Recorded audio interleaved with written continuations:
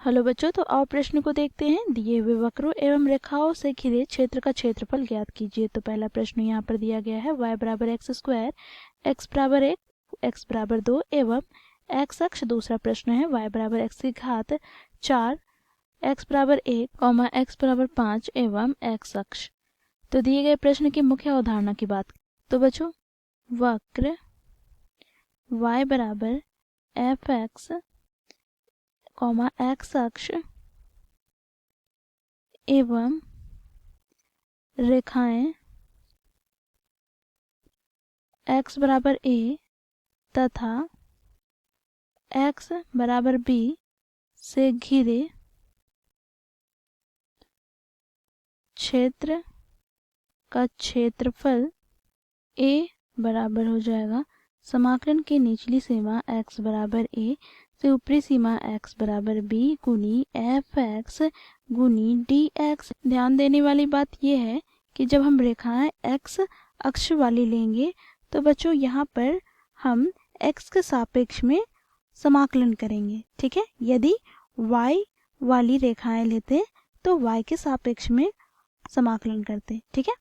तो यहाँ से हमें प्राप्त हो जाएगा समाकलन की निचली सीमा a से ऊपरी सीमा b। एफ एक्स को हम y के बराबर लिख सकते हैं और यहाँ पर डी एक्स, ठीक है। तो इन मुख्य अवधारणा की सहायता से दिए गए प्रश्न को हम हल करेंगे। तो यहाँ पर हमें पहला प्रश्न दे रखा है वक्र y बराबर एक्स स्क्वायर जो कि एक परवलय का समीकरण है। इसका हम आरेख बना लिए हैं। यहाँ पर देखो y बराबर एक्स स्क्वायर।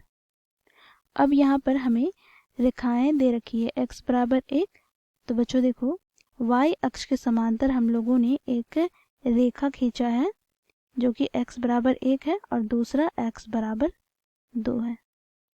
साथ ही यहाँ पर x अक्ष बोला गया है। तो देखो यहाँ पर ये x अक्ष। तो बच्चों इन दिए गए मापदंडों के अंतर्गत क्षेत्र का क्षेत्रफल हमें ज्ञात करना है। तो ये क्षेत्र ये वाला हो जाएगा, ठीक है। तो बच्चों देखो मुख्य अवधारणा में हम लोगों ने देखा है कि छायांकित क्षेत्र का क्षेत्रफल कैसे ज्ञात करते हैं। तो बच्चों इसे हम a से प्रदर्शित कर लेते हैं। यहाँ पर समाकलन की निचली सीमा क्या हो जाएगी x बराबर 1। देखो यहाँ पर यह बिंदु 1,0 है तो निचली सीमा x बराबर 1 हो जाएगी, ठीक है। और ऊपरी सीमा यहाँ पर कहाँ जा रहा है तो 2,0 अर्थात x बराबर 2। और यहाँ पर बच्चों हमें y गुना dx, तो y हमें दे रखा है बच्चों एक्स स्क्वायर के बराबर। तो यहाँ से हमें प्राप्त हो जाएगा एक्स स्क्वायर गुनी dx। अब बच्चों इसका हम समाकलन करेंगे तो हम जानते हैं देखो यदि x की घात n को हम x के सापेक्ष में समाकलन करें तो ये बराबर प्राप्त हो जाता है x की घात n प्लस 1 बटे में n प्लस 1 के। तो बच्चों देखो यहाँ पर हमें इसका समाकलन प्राप्त हो जाएगा x की घात 2 प्लस 1 अर्थात 3 बटे में 3।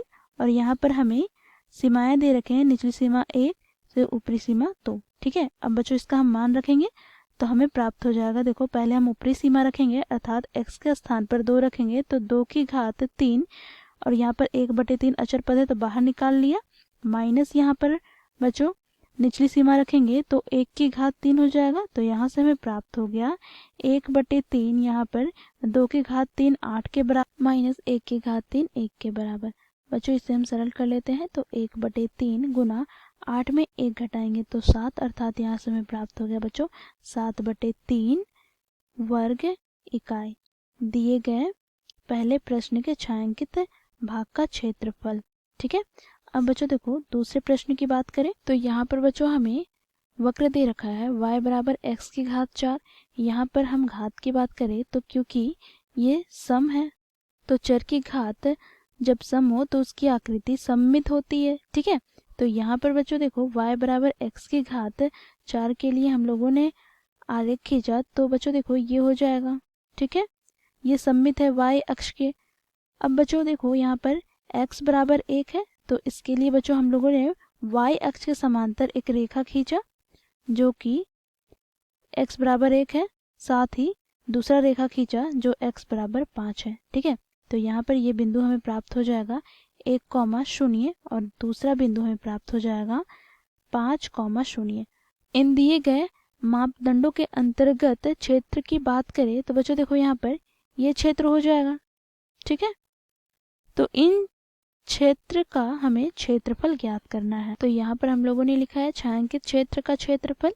अब मुख्य अवधारणा में हम लोगों ने देखा ये कैसे ज्ञात करते हैं। तो a बराबर यहाँ पर बच्चों देखो समाकलन की सीमा, यहाँ पर x की निचली सीमा क्या है तो 1 और यहाँ पर ऊपरी सीमा क्या है 5। यहाँ पर y गुनी dx हो जाएगा। अब बच्चों देखो y हमें x की घात 4 के बराबर दे रखा है, तो यहाँ पर हम लिखेंगे x की घात 4 गुनी dx। अब यहाँ पर हम लोगों ने देखा यदि x की घात n का हम x के सापेक्ष में समाकलन करें तो ये हमें प्राप्त हो जाता है x की घात n प्लस 1 बटे में n प्लस 1 के, ठीक है। तो यहाँ पर हमें प्राप्त हो जाएगा देखो x की घात 4 प्लस 1 कितना हो जाएगा 5 बटे में 5, और यहाँ पर समाकलन की सीमा दे रखी है, निचली सीमा 1 और ऊपरी सीमा 5। अब इसे हम सरल कर लेते हैं, तो 1 बटे 5 अचर पद है तो बाहर निकाल लेंगे, ठीक है। अब यहाँ पर बच्चों x के स्थान पर हम ऊपरी सीमा रखेंगे अर्थात 5, तो 5 की घात क्या हो जाएगा 5 माइनस यहाँ पर निचली सीमा 1 है तो x के स्थान पर 1 रखेंगे तो 1 की घात 5। तो यहाँ से हमें प्राप्त हो गया 1 बटे 5। यहाँ पर बच्चों देखो 5 की घात 5 अर्थात 5 को हमें 5 बार गुना करना है, तो हमें प्राप्त हो जाएगा बच्चों देखो 3125, ठीक है। माइनस का 1 की घात 5 हमें 1 के बराबर ही प्राप्त होगा।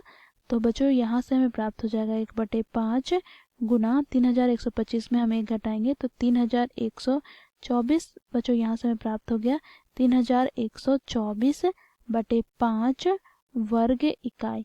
तो ये हो जाएगा बच्चों हमारा दिए गए दूसरे प्रश्न के छायांकित भाग का क्षेत्रफल।